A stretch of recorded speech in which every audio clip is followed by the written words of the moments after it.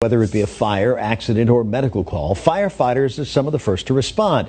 But there's a major problem impacting fire departments all across the country: a lack of men and women available and ready to respond. Western Mass News reporter Caroline Powers explains the ongoing staffing issues that many local departments are facing.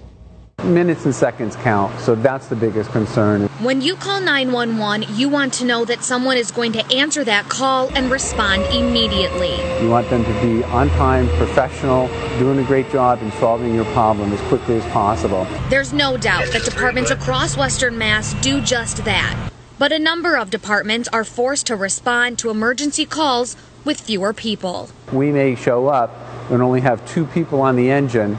There's not much we can do. We're restricted for making entry unless there's a known life threat, and it becomes a risk factor, risk analysis about how dangerous is this, and do we have adequate protection, and are we going to win the fight?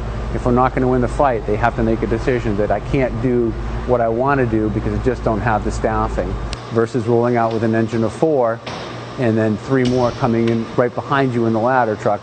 We don't have that luxury. The other part is we don't know who's going to respond. The tone goes out during the middle of the day. You may get some people, you may not get some people. The Southwick Fire Department operates with 5 career firefighters, a chief, and deputy chief. They're staffed full-time from 6 a.m. to 6 p.m. 7 days a week.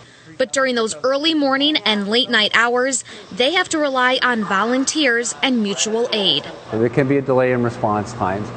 We try to stay at the national average. I would say our immediate response with our first engine out, because we have our dedicated engine crew, is easily within 4 to 5 minutes on the road, moving towards whatever the event may be.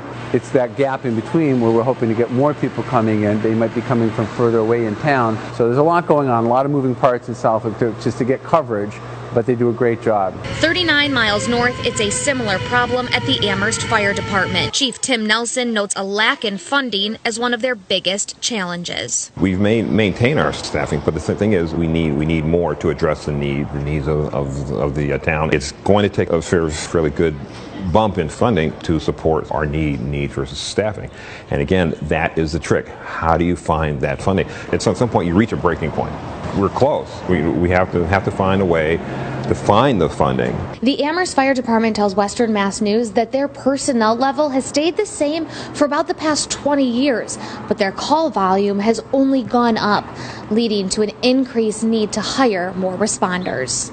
I mean, our call activity has gone up by about 1,500 runs. People like to blame UMass, but that's not it. But we found that our growth is right here in Amherst. The Amherst Fire Department provides fire and EMS coverage for the entire community of Amherst, including the 3 colleges, as well as the surrounding communities of Pelham, Shutesbury, and Leverett. The department only has 45 career firefighters, EMTs, and about 20 to 30 on-call service members to cover more than 104 square miles. Recently had a staffing study in 2017 by the Carlson Group that stated that our current staffing model is unsustainable for future growth of just the town of Amherst. This is the best job in the world. It really is. These folks are good. They step up, and especially now when we're hard-pressed because we are so short-staffed. For Western Mass News, I'm Caroline Powers.